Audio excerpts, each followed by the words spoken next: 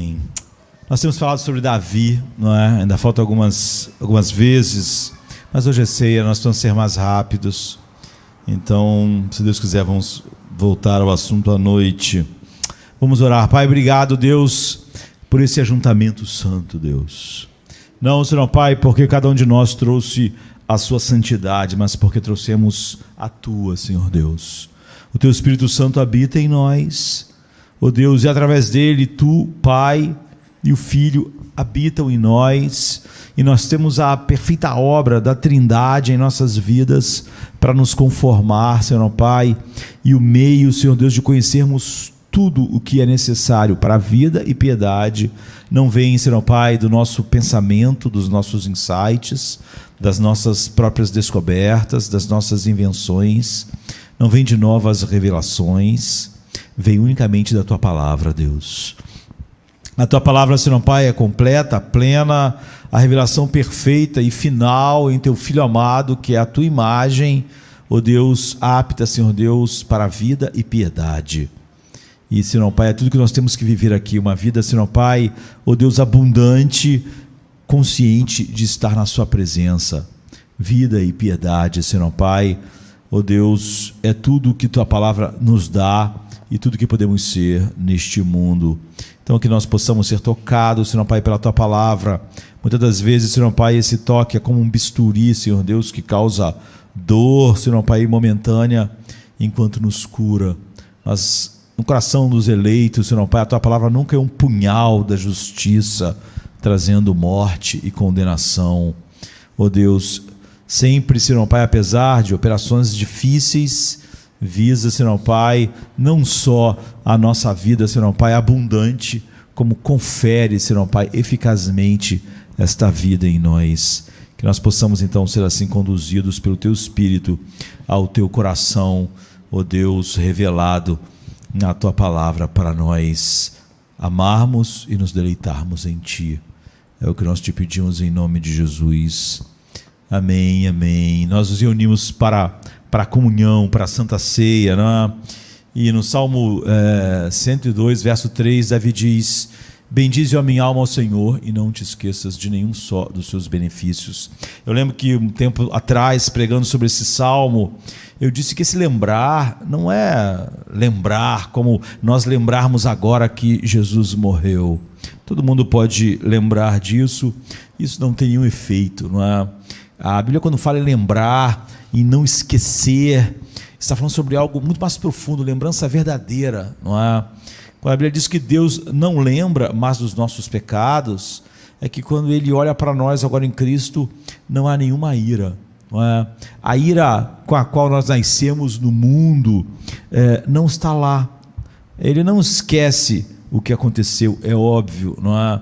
Nós devemos lembrar da mesma maneira, para nós termos um parâmetro do que é lembrar, segundo a Bíblia, a palavra que está sendo usada, é quando você, um ser humano, vê outro ser humano que lhe fez muito mal, ele vê ele anos depois, mas quando ele vê aquela pessoa, ele ainda sente raiva, ele ainda sente os sentimentos, voltam à medida que ele vê aquela pessoa. Isso é lembrar. Essa lembrança meramente intelectual, indiferente, não é o que a Bíblia está falando sobre lembrar. E nós somos chamados a lembrarmos de uma maneira que somos totalmente afetados.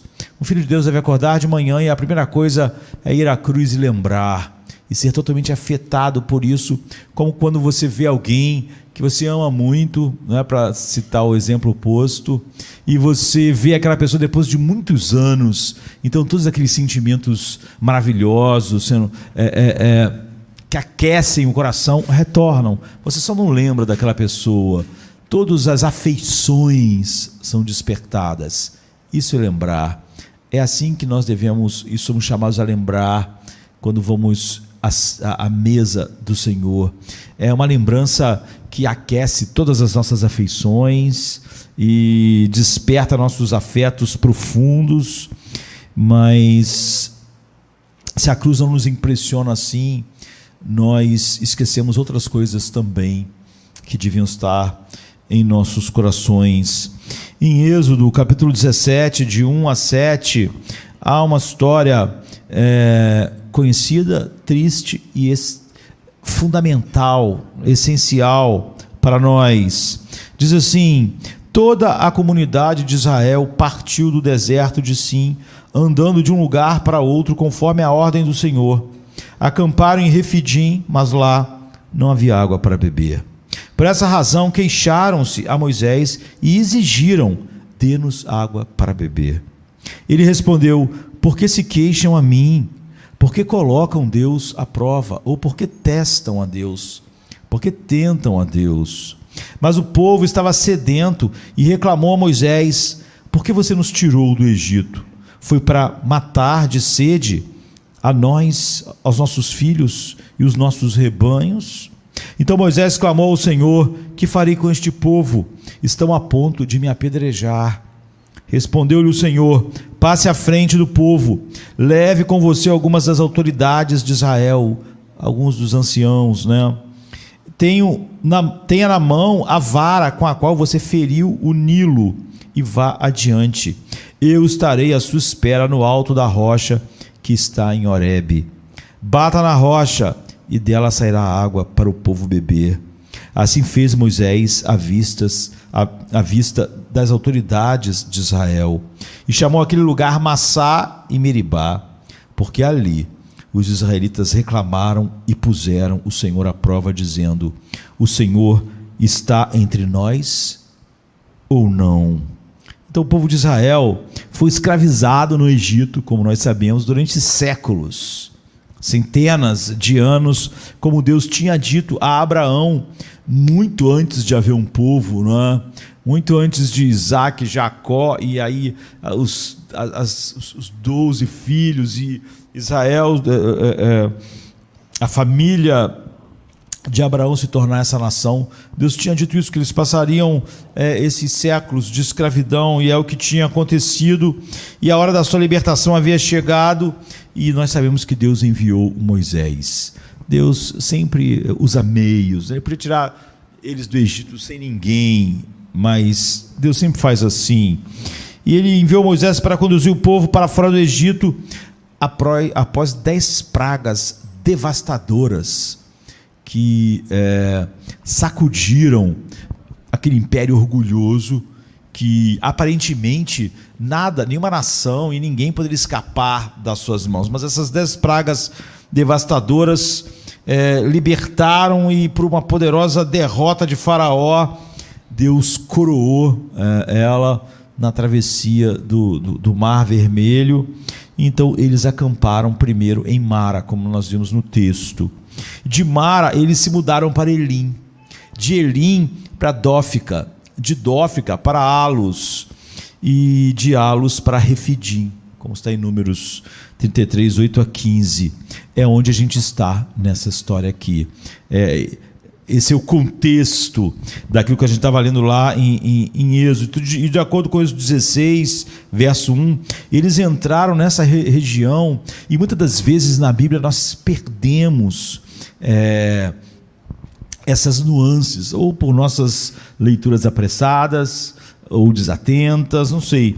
De acordo com o Êxodo 16, 1, eles entraram na região apenas 6 semanas após sua libertação. Nem 2 meses haviam passado. Isso é incrível, não é? Toda a comunidade de Israel partiu de Elim e chegou ao deserto de Sim, que fica entre Elim e o Sinai. Foi no 15º dia do 2º mês, depois que saíram do Egito, 1 mês e meio. Ou seja, 1 mês e meio depois, eles estavam aqui. Então, pense um pouco, né? Hoje é dia 28 de agosto.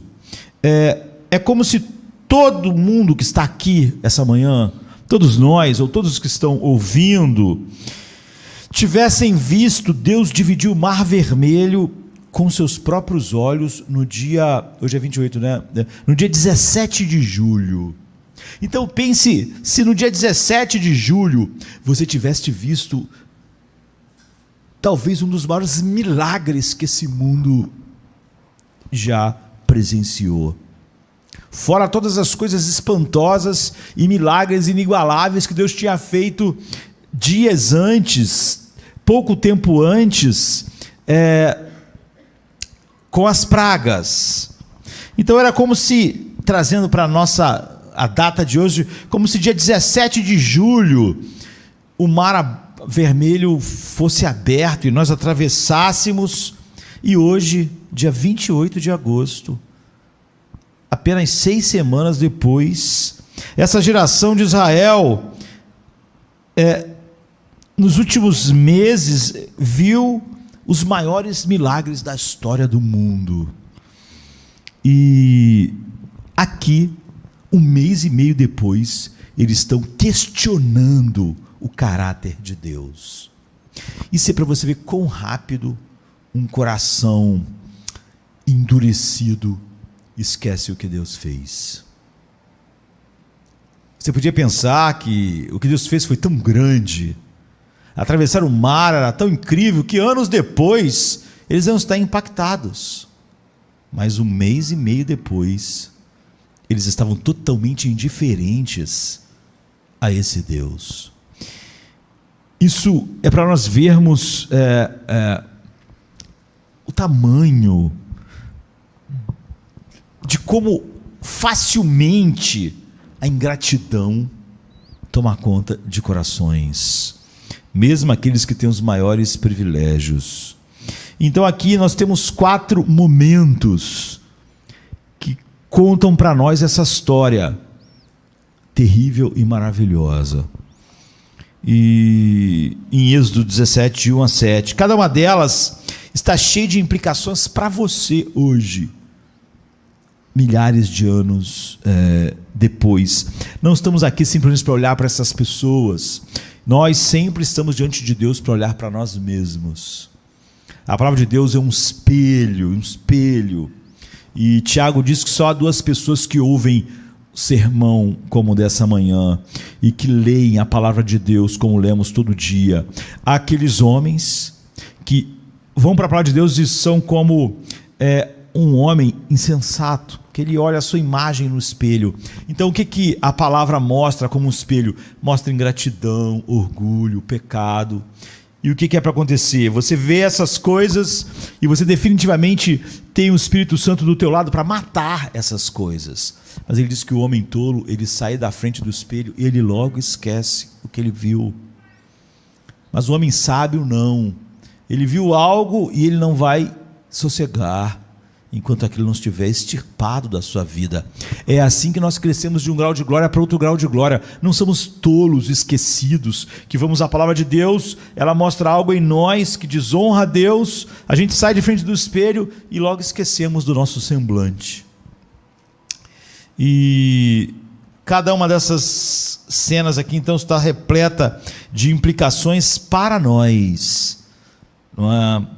E à medida que a gente lê o texto, a gente vai ver, fazer uma pausa em cada uma dessas partes, para a gente resumir o ponto principal, já que não temos tanto tempo.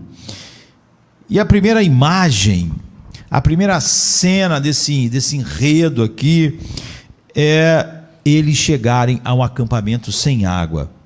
Toda a congregação do povo de Israel partiu do deserto de Sim, a Bíblia diz, por etapas, de acordo com o mandamento do Senhor, e acamparam em Refidim, mas não havia água para o povo beber. Então qual é o ponto principal? Deus levou eles até um lugar onde não havia água alguma, até um lugar onde, humanamente falando, era impossível sobreviver. E você vê que esse era o plano de Deus.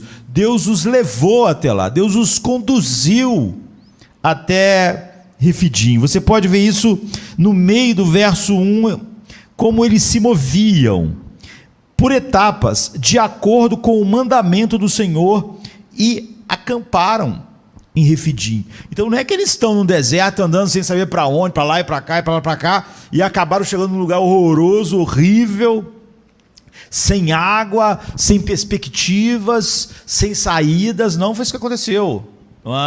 Não é porque eles foram andando por conta própria para qualquer lugar que eles chegaram aqui.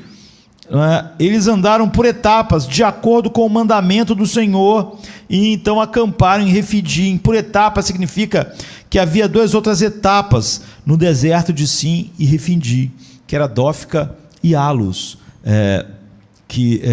aqui não é mencionado, mas é mencionado nos textos que falam sobre esses mesmos eventos.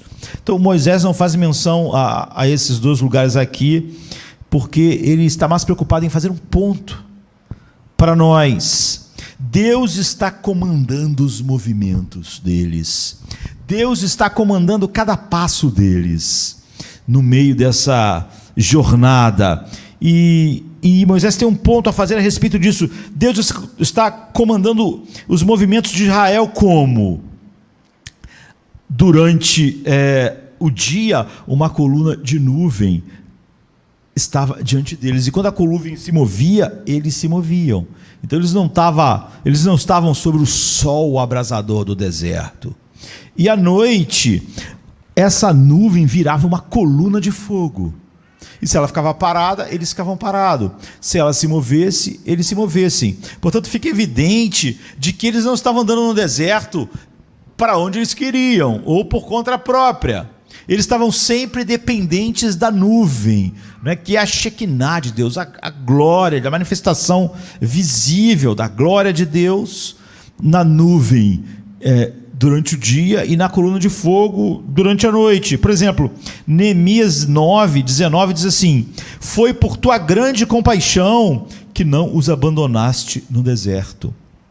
De dia a nuvem não deixava de guiá-los em seu caminho, nem de noite a coluna de fogo deixava de brilhar sobre o caminho que eles deviam percorrer. Neemias 9:19. Ou seja, de dia a nuvem não só guiava eles, mas como tapava eles do sol abrasador. E à noite no deserto tem a escuridão sem fim, não é? Em qualquer lugar deserto.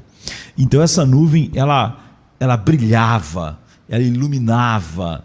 E você sabe que no deserto também é muito frio, trazia calor, e seu comando levou eles até Refidim, que tem significado, por uma razão nessa história, não há água para beber. Então, se você é um cristão, esta é a sua vida. Se você é um cristão, se você faz parte verdadeiramente do povo de Deus, a sua vida está aqui. Deus, Efésios 1:11 diz: faz todas as coisas segundo o beneplácito da sua vontade. Tiago 4:15 diz: se o Senhor quiser, viveremos e faremos isso ou aquilo. Portanto, não podemos nem viver, nem fazer isso ou aquilo, se Deus não quisesse. E Jó 1:21 diz: o Senhor deu e o Senhor tirou. Bendito seja o nome do Senhor.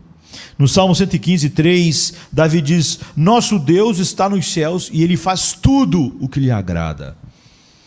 Então, muitos de vocês vieram a esse culto, ou estão vendo e ouvindo pela internet.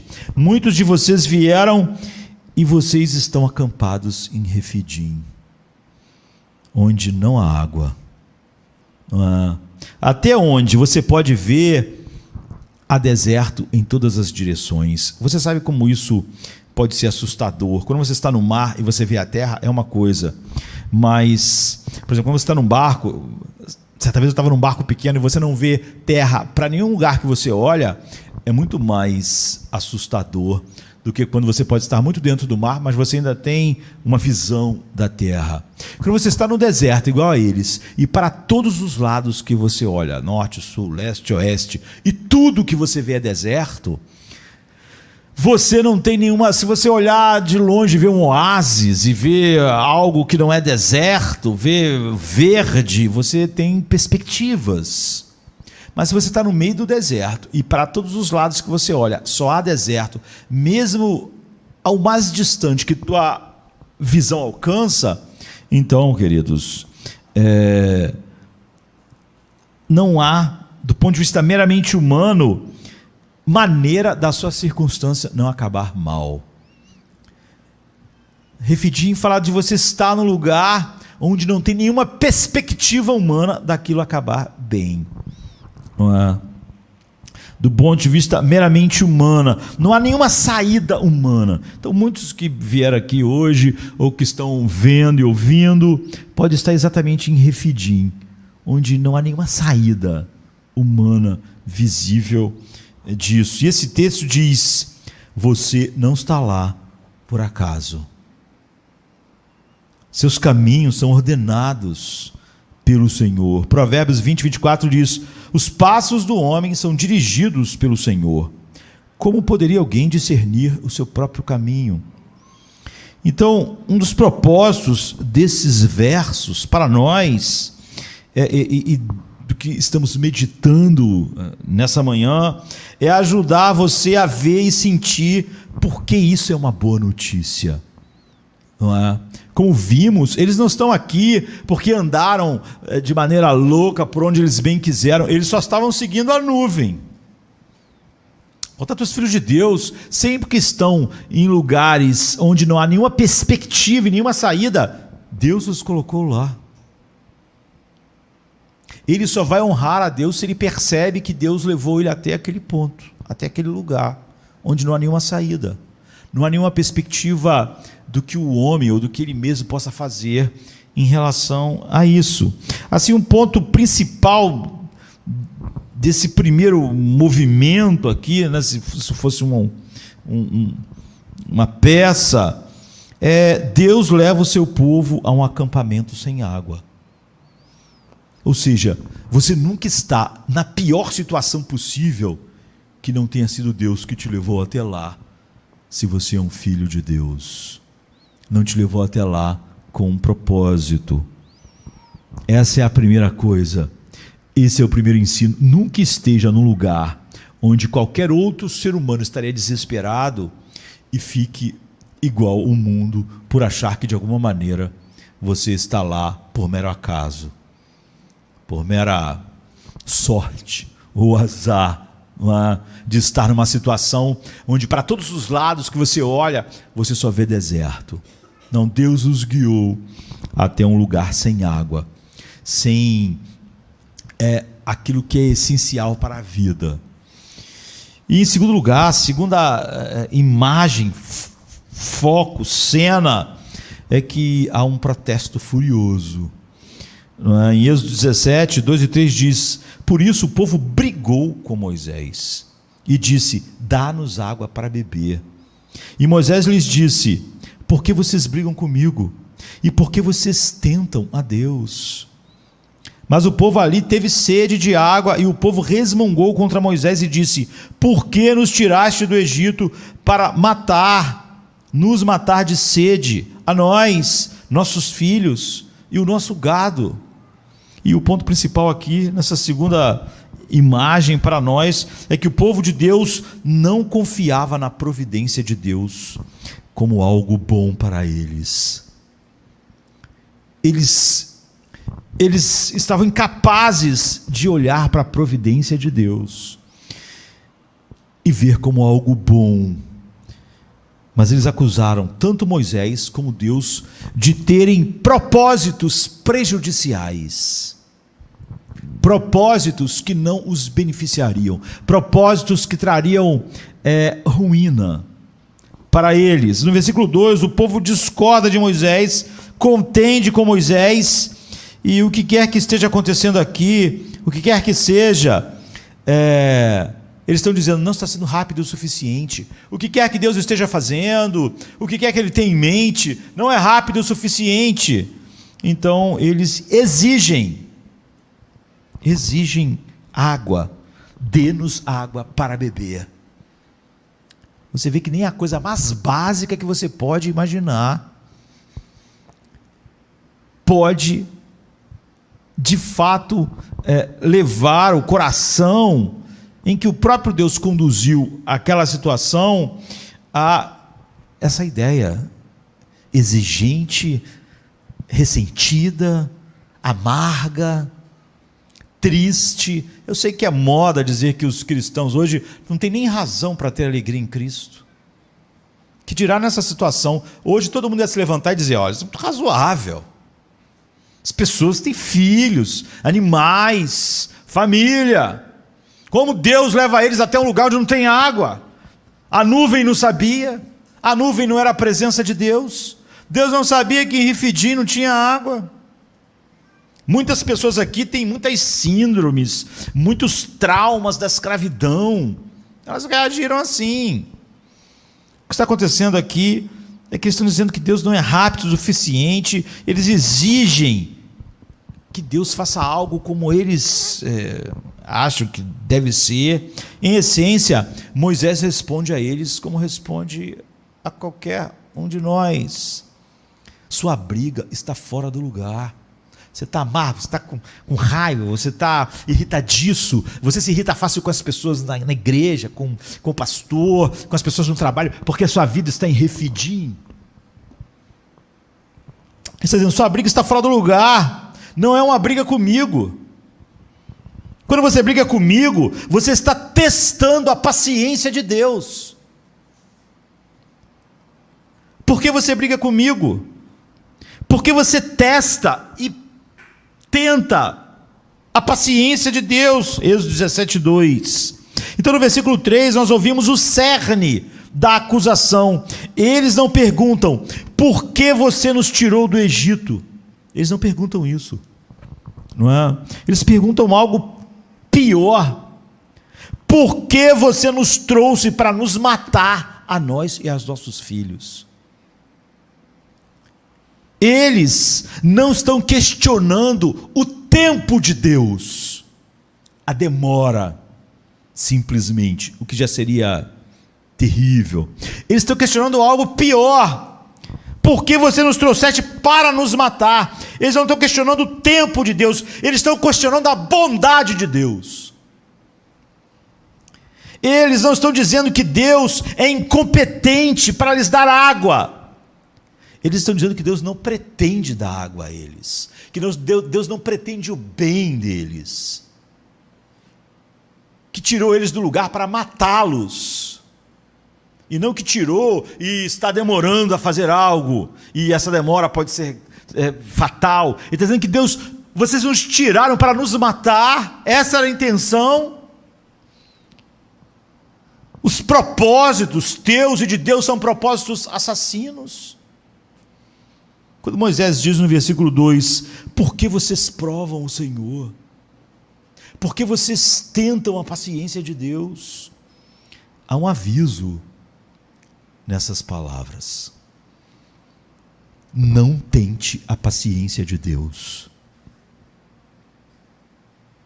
Não prove a paciência de Deus. Você não tem direito a nada a não ser a ira de Deus. A paciência de Deus é uma misericórdia riquíssima, é um tesouro. Não tente a misericórdia de Deus, não prove a paciência de Deus. A paciência de Deus é a única causa de você não ser consumido, a única. Moisés diz, por que vocês provam, testam a paciência de Deus? Não tente, então, a paciência de Deus, eu aviso, ela acaba para pessoas que não confiam nele, que desprezam os seus caminhos. Nós sabemos como vai terminar a história dessa geração.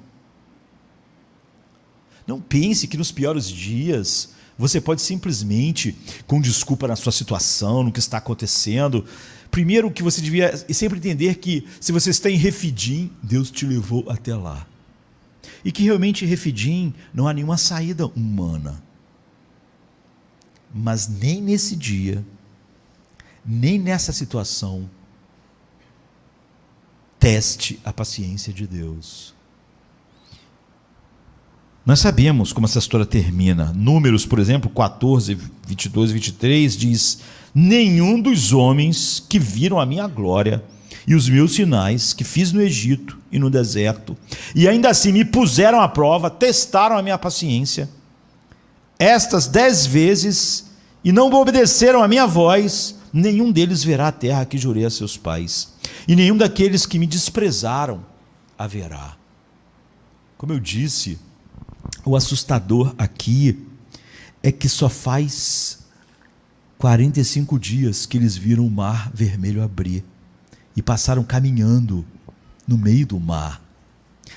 Havia apenas alguns meses, não é 40 anos, havia apenas alguns meses que eles viram todas as pragas do Egito. Ou seja, você pode muito bem estar, se você não está em Refidim hoje, está aqui, tal, para daqui a muitos poucos dias estar testando a paciência de Deus, brigando com Deus, que é o termo que ele usa aqui. Nós podemos não entender todas as razões pelas quais Deus escolhe um acampamento sem água para nós. Eles podiam não entender porque, se eles estavam seguindo a nuvem e a coluna de fogo, Deus levou eles até um acampamento sem água. Você pode até não entender as razões pelas quais Deus escolhe um acampamento sem água, ou seja, um momento em sua vida que não há nenhuma saída, que pareça não ser a morte ou a pior coisa à vista. Mas história após história na Bíblia, incluindo essa, é o rugido de Deus do céu: confia em mim, confia em mim.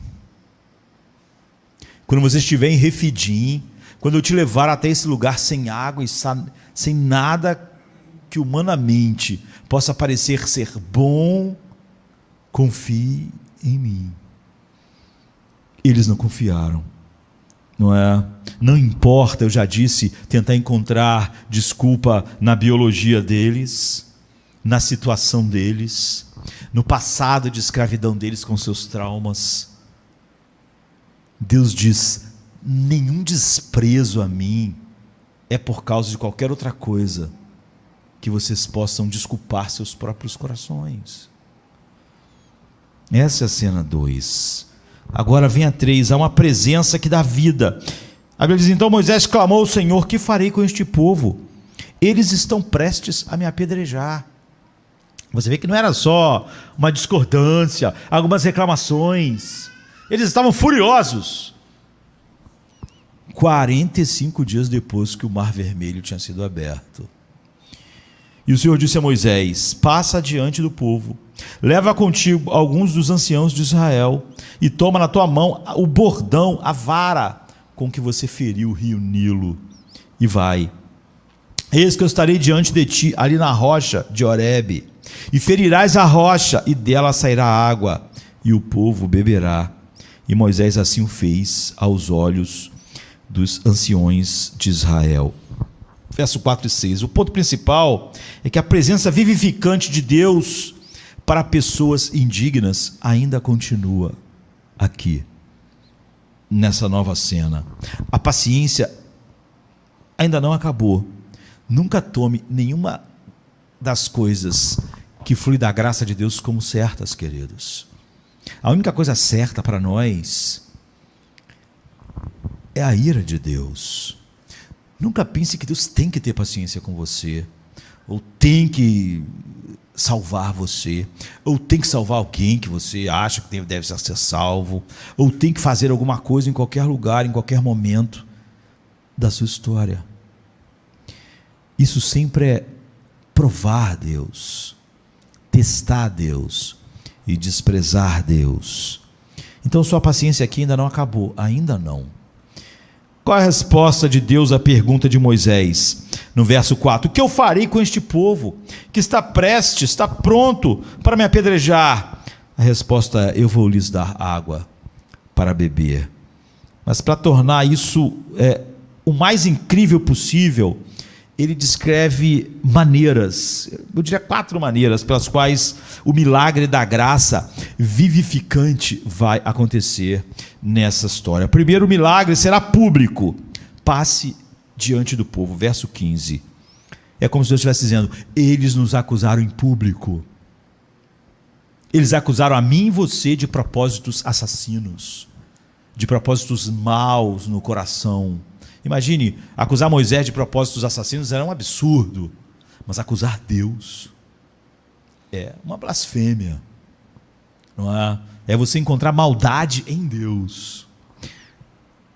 eles nos acusaram em público, então nós seremos justificados em público perante todo o povo.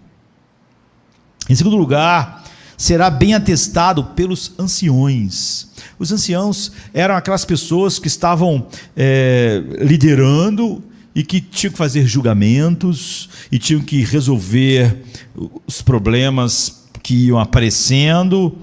E ele disse: passe adiante do povo, levando consigo alguns dos anciãos de Israel. Versículo 5. Ou seja, daqui em diante, isso se tornará parte do padrão do qual esses anciãos sabem como devem julgar essas pessoas, julgar o procedimento delas.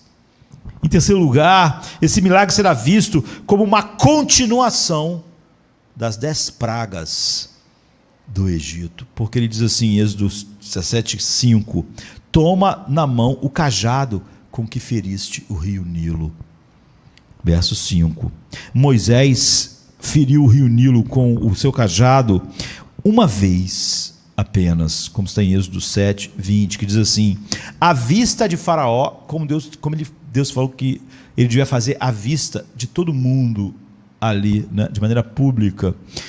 Aqui em Êxodo 17:20 diz: à vista de Faraó e aos olhos de seus servos, ele, Moisés, levantou o cajado e feriu as águas do Nilo, e todas as águas do Nilo se transformaram em sangue. Ou seja, em outras palavras, com esse cajado, Moisés, eu transformei a água em sangue. Hoje, com esse cajado, eu vou transformar uma pedra numa fonte. Ou seja, mesma equipe, os anciãos lá, o mesmo poder, o mesmo Deus, a mesma graça que vai fluir hoje em seu deserto sem água. E por último, esse milagre da graça vivificante vai acontecer na presença do próprio Deus. Isso, eu diria, é o melhor de tudo, não é? É maravilhoso. Ele diz: eis que eu estarei diante de ti ali na rocha de Horebe, e ferirás a rocha, e dela sairá água, e o povo beberá. Ou seja, Êxodo 17:6, né? Eu estarei diante de você na rocha. Ele poderia ter dito: acabei com esse povo, vou dar água a ele, mas dizer: a minha presença não estará mais com ele. Como você vai ver Deus dizer isso em algum momento, quando ele disse: vocês querem dinheiro, casas, exército? Eu vou dar tudo, mas minha presença não será mais com vocês. Nós sabemos que quando isso aconteceu, Moisés orou: eu não quero, Senhor, não vamos entrar. Se tu não estiveres conosco, o que ele vai olhar? A casa, a terra e todas as coisas. Isso não tem nenhum valor. Mas aqui, maravilhosamente, ele diz: eis que eu estarei diante de ti na rocha do Horebe, e ferirás a rocha, e dela sairá água, e o povo beberá. Eu estarei diante de você. Ou seja, ele não disse: acabei, eu vou dar água, mas minha presença não vai estar mais com este povo. Ele não fez, e ele poderia ter dito, não é? Eu não manterei mais minha presença com um povo pecador, rebelde. Eu irei ao cume do monte Horebe, e eu vou soltar um raio, e vou ferir a rocha, e vou trazer águas das profundezas da terra. Mas ele não fez isso. Ele disse: quando você bater na rocha, eu estarei de pé sobre a rocha. Por que ele faria isso? Porque o que o povo precisa, mais do que da água ou de água, é da presença de Deus. Essa era a verdadeira necessidade deles. Eles achavam que em Refidim a coisa mais necessária, mais desesperadoramente necessária, era a água. Mas o que eles mais precisavam lá era de Deus, da sua presença. Quando você é levado para Refidim, infelizmente, as respostas não adequadas a Deus é porque em Refidim, na sua vida, né, o que você acha que você mais precisa é o que você acha que está perdendo. Coisas, alguém, e não de Deus, como esse povo. Mas o que eles mais precisavam era do amor leal de Deus, o amor da aliança, o amor constante. Davi usa essa palavra hebraica, o amor constante, o amor leal, o amor da aliança, quando ele diz assim no Salmo 63:3, o teu amor é melhor do que a vida, por isso os meus lábios te exaltarão. Davi também estava num deserto, num refidim próprio, mas você vê uma resposta de Davi totalmente diferente. Porque teu amor é melhor do que a vida, os meus lábios te louvam. Você vê que isso muda o deserto à volta, não é? Porque ele tem o que é mais importante do que o deserto pode tirar. Tudo que Refidim podia tirar era a vida. Você vê que o povo de Israel, ele disse, nos trouxeste aqui para nos matar, tirar a nossa vida? O que vale? O que vai valer tudo se a gente perder a nossa vida? Davi, num deserto, nesse salmo diz, porque tua graça é melhor do que a vida, os meus lábios te louvam. Lá, eles estavam contendendo com Deus. No Salmo 63, Davi está adorando a Deus, num deserto, sem nenhuma perspectiva, já que Davi estava numa situação um pouquinho pior. Ele estava num deserto e tinha um exército caçando ele. Afinal, qual foi o objetivo de Deus escolher o povo de Israel? Deus está mostrando a Israel aqui, o que vocês precisam em Refidim é da minha presença. Qual foi o objetivo de Deus ao escolher o povo de Israel? Fazer uma aliança com ele, conduzi-lo para fora do Egito, não porque eles mereciam, obedeciam. Deus tirou eles de lá soberanamente por graça. Deus não chegou para o povo de Israel e falou assim, olha, aqui está a minha lei, se vocês obedecerem à lei eu vou salvar vocês. Nem lá isso aconteceu, isso nunca aconteceu, nenhum homem foi salvo assim, né? Deus foi lá e tirou eles do Egito, salvou eles, só depois revelou a sua vontade, para que eles fossem, ele diz, o povo peculiar, para que houvesse um relacionamento profundo, verdadeiro, mas eles já tinham sido tirados. Isso aponta para o que Deus fez verdadeiramente com aqueles que Ele chamou. E aqui está a maneira como Deus diz isso em Êxodo 19, 4 e 5. Vocês mesmos viram o que eu fiz aos egípcios, e como eu os carreguei sobre asas de águias e os trouxe para mim. Não para uma terra, não para uma coisa, para mim, eu trouxe vocês para mim. Agora, pois, se realmente obedecerdes a minha voz e guardardes a minha aliança, sereis o meu bem precioso entre todas as nações, o meu tesouro. Ele está dizendo, estou me firmando na rocha que lhes dará vida. Eu estou em cima da rocha que vai fluir água em Refidim para que vocês não morram. Eu estou em cima da rocha porque eu sou a vida que vocês precisam. Vocês estão amargos, não é por causa da percepção do quanto eu sou a vida, eu sou a água que vocês precisam. Eu trouxe vocês do Egito para mim. Vocês acham que precisam de água? Vocês precisam de mim. Vocês acham que água em Refidim salvaria vocês? Daria alegria indizível aos vossos corações? Daria satisfação? Assim, o ponto principal dessa cena aqui é a presença vivificante de Deus para as pessoas indignas. E ela continua, sua paciência não acabou. Então a gente chega na quarta imagem, que é o memorial do fracasso. Olha só, Moisés diz assim, e ele, Moisés, chamou o nome do lugar Massá e Meribá, por causa da contenda dos filhos de Israel, e porque eles provaram o Senhor, dizendo, o Senhor está ou não está entre nós? Já estamos em dúvida, nem sabemos se Deus está conosco. Qual é o ponto principal? Moisés fez um memorial à falha deles. Normalmente o memorial é para lembrar algo, para algo ficar marcado para sempre, para você nunca mais esquecer. E Moisés faz um memorial à falha, ao fracasso deles, em acreditar na presença salvadora de Deus. A história não tem um final feliz. Não há arrependimento, não há fé desperta, não há nem mesmo água, apenas uma promessa: o povo beberá.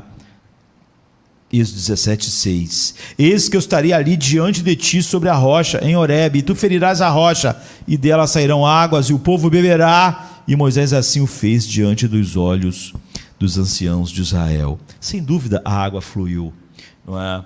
Aqui só tem a água vai fluir, mas ela fluiu porque Deus sempre cumpre a sua palavra. Mas Moisés quer que a história termine com uma nota de fracasso. O fracasso de Israel, não de Deus. Moisés não chama o lugar de graça abundante. Vamos fazer um memorial da graça abundante de Deus que nos deu água. Não. Ele não faz um memorial sobre a água que fluiu da rocha. Ele não faz um memorial, Deus é fiel, vamos sempre lembrar. Não. Ele chama de Massá e Meribá. Massá significa teste, e Meribá significa briga. Vocês testaram e vocês brigaram com Deus. Nunca esqueçam isso. Nós vamos fazer um memorial para vocês nunca esquecerem o que aconteceu aqui. Em seguida, ele explicita o significado: por causa da contenda do povo de Israel, da briga com Deus, e porque eles tentaram o Senhor, provaram a paciência de Deus. Verso 7. Essa imagem 4 aqui remonta à cena 2, onde Moisés disse: por que vocês brigam comigo? Por que vocês testam o Senhor? E é aí que a história termina, lembrando com o memorial que Israel brigou com Deus, abusou da sua paciência. 45 dias depois de ver o mar vermelho se abrir e verem os maiores milagres que olhos humanos já viram no mundo. E é aqui que a história termina, lembrando isso. Moisés tem uma acusação final, no final do versículo 7, e ele quer que vejamos o maior fracasso à luz do maior dom, o maior fracasso à luz da maior bondade. Desconfiar de alguém que quer o seu bem é terrível. Desconfiar de Deus, por mais seco que seja o deserto que Ele te levou, é abominável. Não deve ser esquecido. Assim o versículo 7 termina: eles provaram o Senhor, dizendo: o Senhor está conosco ou não? Ele está no meio de nós ou não? Deus havia dito: eu estarei diante de vocês sobre a rocha. Verso 6. Moisés então faz o memorial dizendo: o povo disse: ele está diante de nós ou não? As pessoas diziam: não sabemos se ele está aqui, não sabemos se Deus pretende nos matar, não sabemos, não temos certeza, desconfiamos. Não endureça o coração, não é? Então nós voltamos e perguntamos: qual é o objetivo dessa história? O objetivo de Deus ao nos contar essa história que termina nesse fracasso, essa história pavorosa, 45 dias depois de ver o mar. Você sabe que quando eles cruzaram o mar vermelho, Miriam pegou o tamborim e começou a cantar. Israel cantou: só o Senhor é Deus. 45 dias depois ele diz: será que ele quer nos matar? Ele está aqui ou não? Está conosco ou não? A maneira como Moisés conta a história é colocar o fracasso em primeiro plano. Ele podia terminar essa história colocando o milagre em primeiro plano, a água que fluiu em primeiro plano. Mas Moisés começa e termina com incredulidade. Ou seja, o Espírito que está inspirando Moisés, eles não confiam em Deus. E eles acham que o fato de Deus ter levado eles até Refidim, onde não tinha água, é uma razão para isso. Como muitos acham que porque a situação é parecida, deserto por todos os lados, ele tem o direito de desconfiar de Deus. Ele acha que realmente tem um bom argumento. As pessoas hoje e vão encontrar no humanismo secular, em todo canto, uma boa explicação para desconfiarem e desprezarem Deus. Eles endurecem seus corações contra Ele. Deus nos trouxe para este acampamento sem água, e Ele não pretende estar aqui conosco. Onde Ele está? E o toque de trombeta desse texto é que esse texto é ecoado pela Bíblia inteira.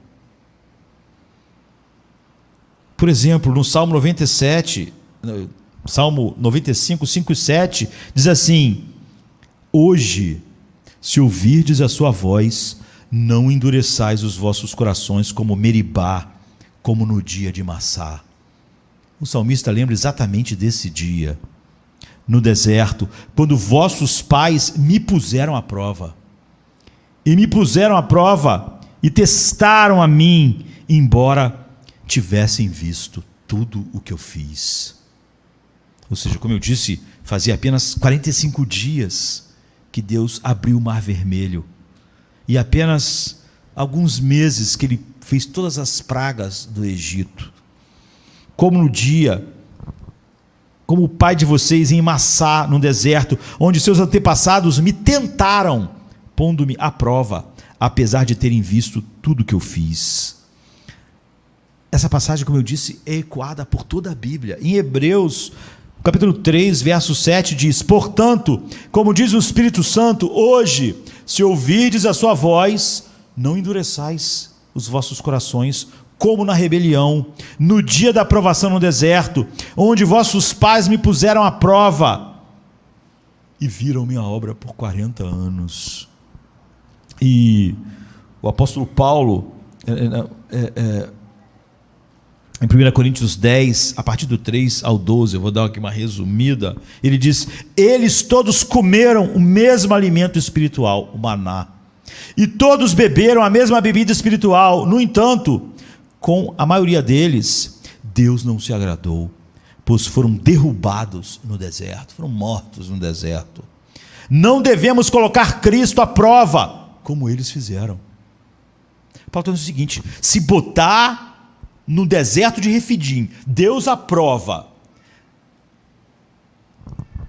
fez eles tombarem no deserto, como depois eles tinham visto grandemente o amor de Deus para salvá-los, através do Mar Vermelho, através das pragas. Nós vimos o amor de Deus através de atravessarmos salvos através do Mar Vermelho, do sangue de Cristo, vendo as pragas não caírem sobre Faraó, mas as pragas caírem sobre o Filho de Deus. Eles todos comeram o mesmo alimento espiritual, maná, e todos beberam a mesma bebida espiritual. No entanto, com a maioria deles, Deus não se agradou, pois foram derrubados no deserto. Não devemos colocar Cristo à prova como eles fizeram. Ora, essas coisas lhes aconteceram com eles como exemplo, mas foram escritas para nossa instrução. Portanto, quem pensa estar de pé, olhe para que não caia. Você vê que quando ele fala isso, olhe para que não caia, não está falando só quando você vê alguém pecando, que esse texto muito é usado assim, né? Cuidado para você falar, mas você vai cair também. Não, ele está dizendo sobre pessoas, nós, nos piores momentos da nossa vida, não termos paz nem descanso em Cristo, desconfiarmos do que Ele está fazendo, desconfiarmos do seu amor, não podermos descansar nele, desconfiarmos que Ele está conosco em Refidim, não entendermos que Ele mesmo nos levou até lá, para dizer para nós: não é do que você acha que está faltando, que você está precisando aqui no deserto, você precisa de mim, da minha presença. Você pode achar incrível, 45 dias depois do Mar Vermelho, eles estarem assim, ingratos, infelizes, desconfiados, abusando da paciência de Deus. Paulo está dizendo: Se isso é espantoso, imagine depois de olhar para a cruz, o sangue, a propiciação, a ira infinita sobre Cristo. Em algum momento, em algum lugar, você está amargo, contender com Deus, não descansar nele, não acreditar no seu amor.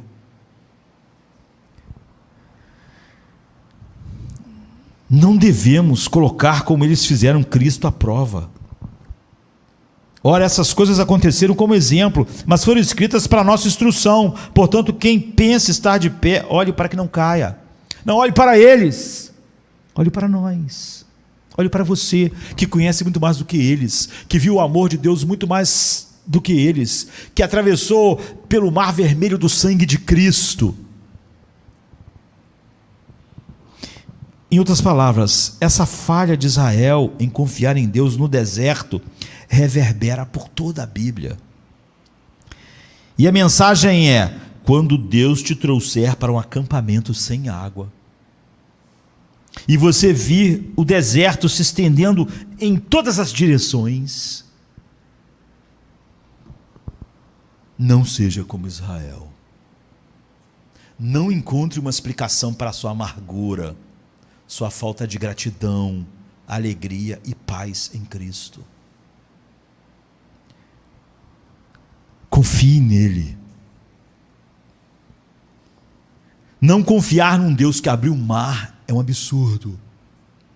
Não confiar em qualquer situação num Deus que morreu na cruz é muito mais. Ele te trouxe para o deserto. Ele pode te levar para fora. Em todo o deserto, Ele quer te ensinar que você só precisa dEle e não das coisas que o deserto tira da sua vida. Ele te conduziu a Refidim, onde não há água, há apenas uma rocha seca. Mas Ele estará sobre essa rocha, e isso é o suficiente.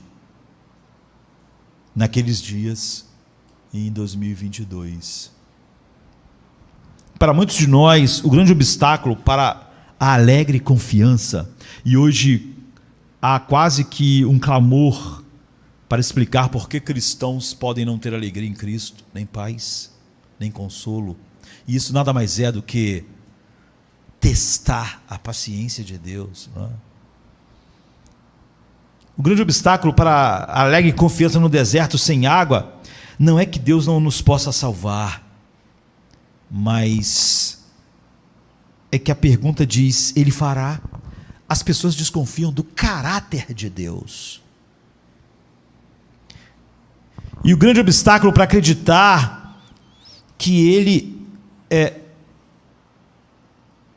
está sempre operando verdadeiramente, não em versos quando eu estou cantando, não poeticamente, verdadeiramente opera os desertos de Refidim para o meu bem. Como Deus pode ser um Deus justo e santo e fazer o que Ele fez na cena 3? É o que nos conduz à Santa Ceia agora. Cercado por um povo ingrato que diz que Deus os tirou do Egito para matá-los, Deus diz: eis que estarei diante de vocês ali sobre a rocha, e dela sairá água, e o povo beberá. Como Deus pode ser justo, eu diria, e agir como se o desprezo do seu nome tivesse pouca consequência? Nossos próprios corações, tão imperfeitos,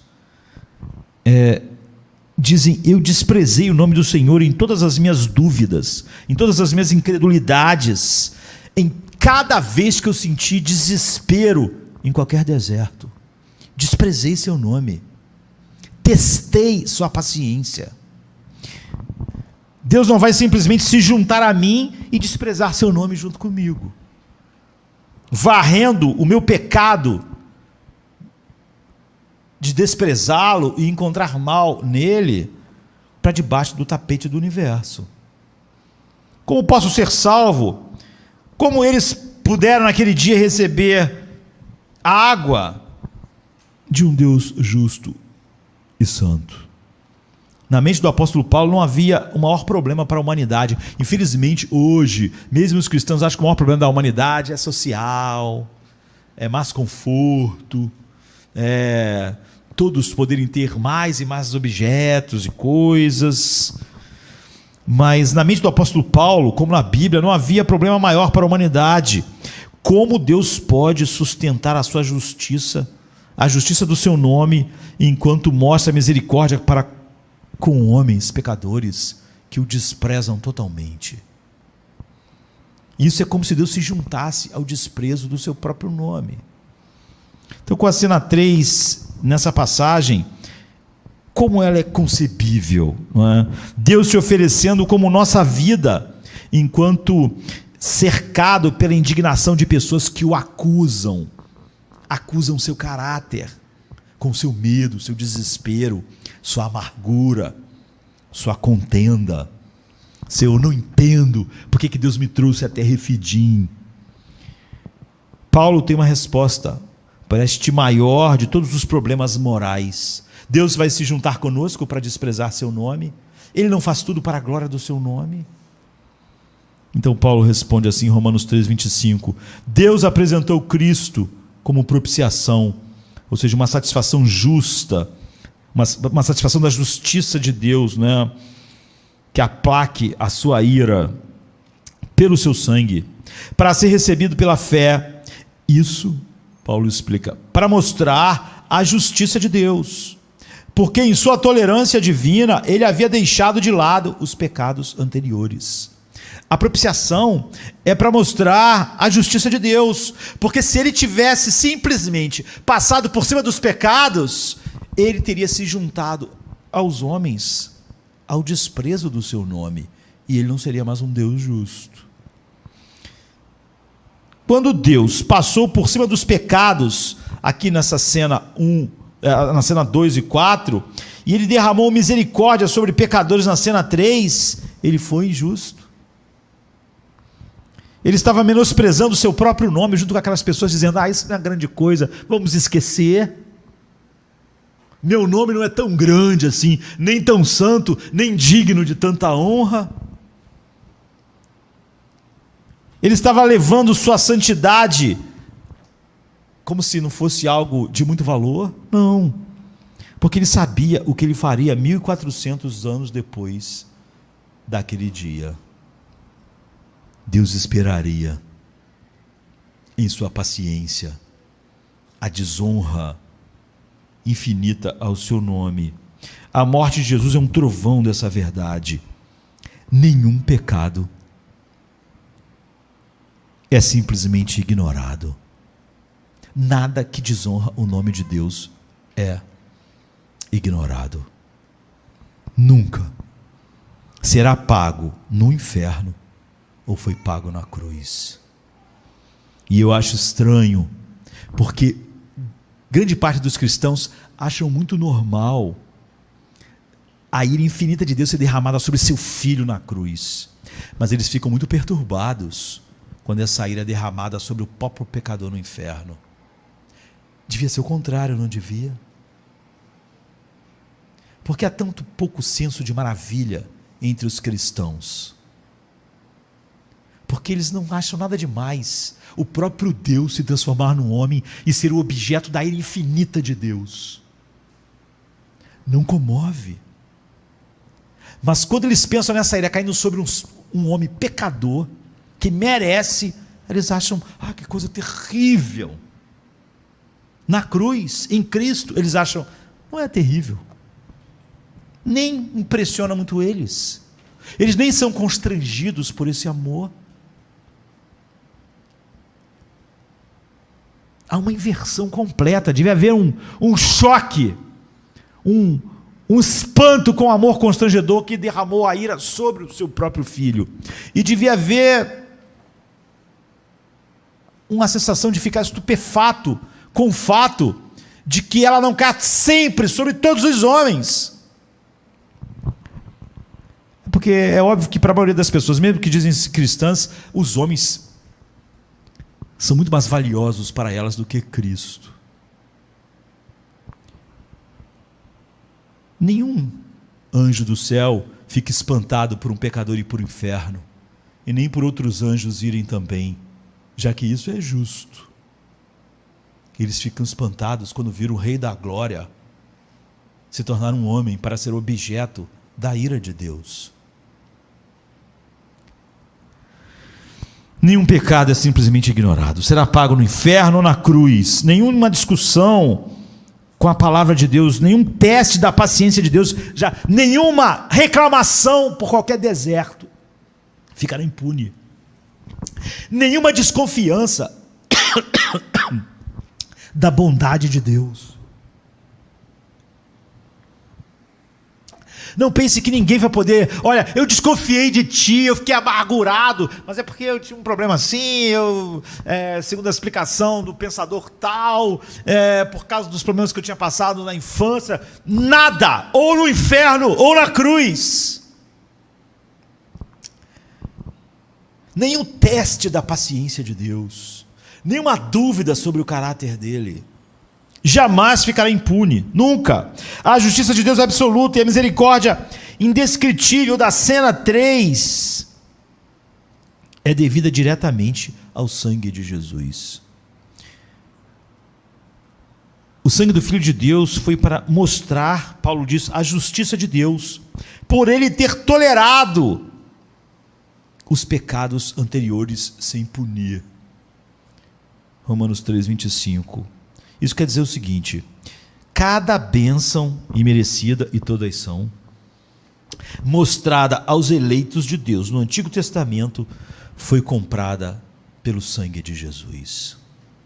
Nenhum deles mereceu nenhuma bênção. Cada bênção ao povo eleito de Deus no Velho Testamento foi só por causa de Cristo. Quando Paulo fez essa estranha declaração em 1 Coríntios 10, 4, sobre Israel no deserto, ele diz assim: eles beberam da rocha espiritual que os seguia, e a rocha era Cristo. O que ele quer dizer? Ele quer dizer o seguinte: a bênção imerecida da água da rocha, a bênção imerecida do maná do céu, a bênção imerecida da libertação no Mar Vermelho, a bênção imerecida da orientação dia e noite no ermo, pela nuvem e pela coluna de fogo, foi devida exclusivamente à cruz de Cristo. Então, poderia ser dito assim: a rocha era Cristo.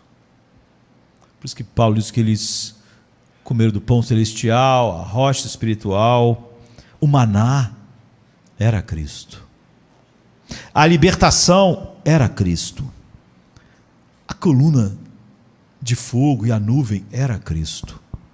Porque o povo culpado de Deus não poderia ter nada daquilo, a não ser que o Pai desse apenas por causa de Cristo. E é assim que é para você. Não há nada na sua vida,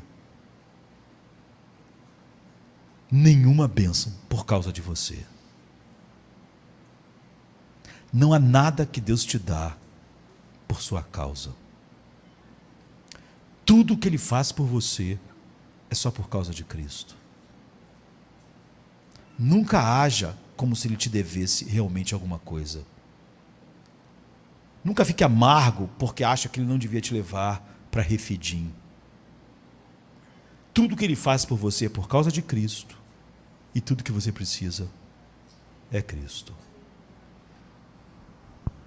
Vocês que se desesperam de seus erros pecaminosos e sabem que Deus não lhes deve nada, se vocês têm uma visão verdadeira de cada fato na sua vida, então é para você. Cada bênção imerecida que você receberá se deve à morte de Cristo. Você bebeu água hoje? Ela hidratou seu corpo? Foi por causa de Cristo.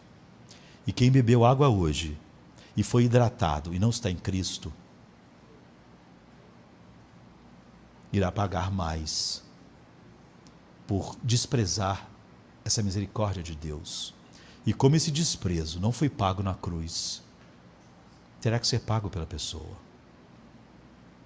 Portanto, no fim, aquelas pessoas que beberam água e receberam algo bom de Deus, mas como esse povo aqui, rapidamente, eles 45 dias depois já não lembravam adequadamente do Mar Vermelho, beberam a água e já esqueceram. Então, Deus não esqueceu.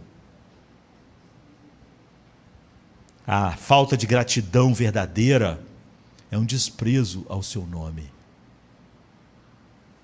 Se Cristo não comprou essa água com o seu próprio sangue como uma bênção para nós, então isso se torna não uma bênção para nós. Deus não te deve nada. Quando Ele te levar então em Refidim, onde não há várias coisas, não há nenhuma razão. É por isso que Paulo diz: não façam como vossos pais. Eles desprezaram aquela revelação de Deus, aquela revelação do amor de Deus. Como será se nós desprezarmos a revelação da sua bondade em Cristo? Como? Como eles, amargos, reclamando, não entendemos Deus. Eles não puderam, como Davi no Salmo dizer no deserto: porque a sua graça é melhor do que a vida, os meus lábios te louvam. Isso quer dizer que nunca será por merecimento. Se até as bênçãos da providência de Deus, a água, a ar, que são recebidas pelo mundo, se não são recebidas em Cristo e só por causa dele, se tornam ofensas ao caráter de Deus.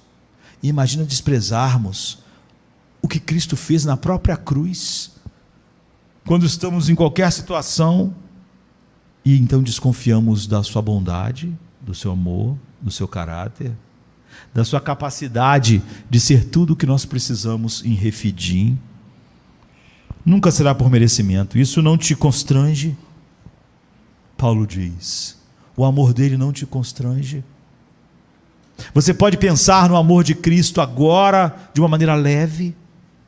Você pode daqui a 2 dias, 3 dias, como Israel, 45 dias depois, esquecer o Mar Vermelho, no nosso caso, o Mar Vermelho do sangue de Cristo. Ele não apenas pode nos dar todas as coisas, mas dará, se nos deu seu Filho. Ele nos dará tudo o que precisamos para fazer a sua vontade, glorificar o seu nome e nos levar para casa, mesmo que Ele escolha nos levar através do deserto de Refidim, como Ele escolheu com Israel. Quando Ele te levar ao acampamento sem água de Refidim, e não houver nenhuma esperança humana, confie nele. Olhe para a cruz, olhe para o que Ele fez, não desconfie do seu caráter, enche o seu coração de um amor constrangedor e seus lábios de adoração. Aquele que não poupou o seu próprio Filho, mas o entregou por todos nós, como não nos dará também com Ele todas as coisas? Tudo o que você precisa foi comprado. Acima de tudo, a própria essência final do que você necessita, o próprio Deus para você. 1 Pedro 3,18 diz: pois também Cristo sofreu pelos pecados uma vez, o justo pelos injustos, para nos levar a Deus, para nos levar ao Pai. Deus queria que aquele povo entendesse que eles tinham Ele em Refidim, e que isso era o suficiente. Então o autor de Hebreus pega isso, traz para nós a igreja e diz: assim como diz o Espírito Santo, hoje, se ouvirdes a sua voz, não endureçam o coração como na rebelião durante o tempo da provação no deserto, onde os seus antepassados me tentaram, pondo-me à prova, apesar de durante 40 anos terem visto o que eu fiz.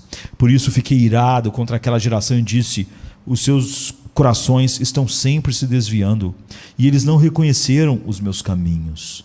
Assim jurei na minha ira: jamais entrarão no meu descanso.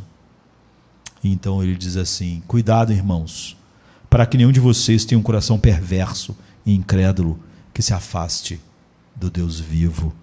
Pelo contrário, como igreja, encorajem-se uns aos outros todos os dias, em Refidim ou não, durante o tempo que se chama hoje, de modo que nenhum de vocês seja endurecido como eles, pelo engano do pecado. Queridos, houve uma grande contenda, não foi? Grandes reclamações, grandes amarguras. O que o autor de Hebreus está dizendo aqui é que quando você vê algum irmão agindo como um deles, não faça como eles fizeram.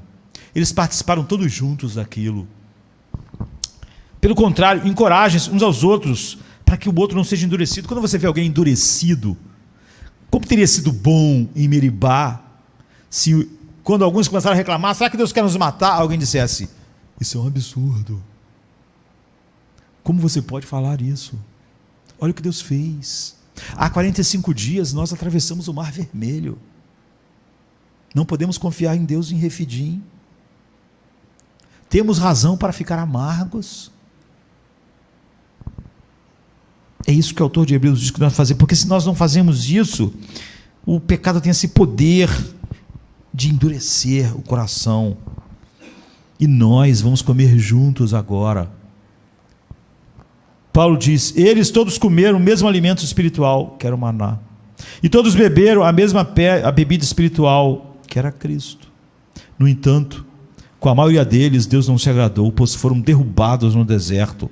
Não devemos colocar Cristo à prova, como alguns deles fizeram.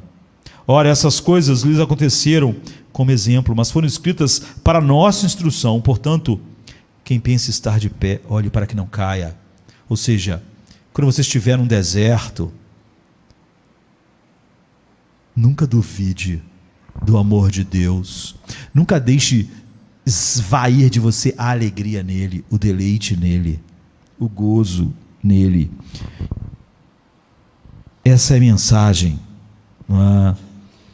Quando Deus te trouxer, te levar para um acampamento sem água, e você só ver o deserto, veja Deus lá. Se prostre como Davi na caverna, e em vez de amargura, falta de paz, de alegria, seja constrangido pelo amor de Deus na cruz. E então ore como Davi: porque tua graça é melhor do que a vida, os meus lábios te louvam. Vamos ficar de pé.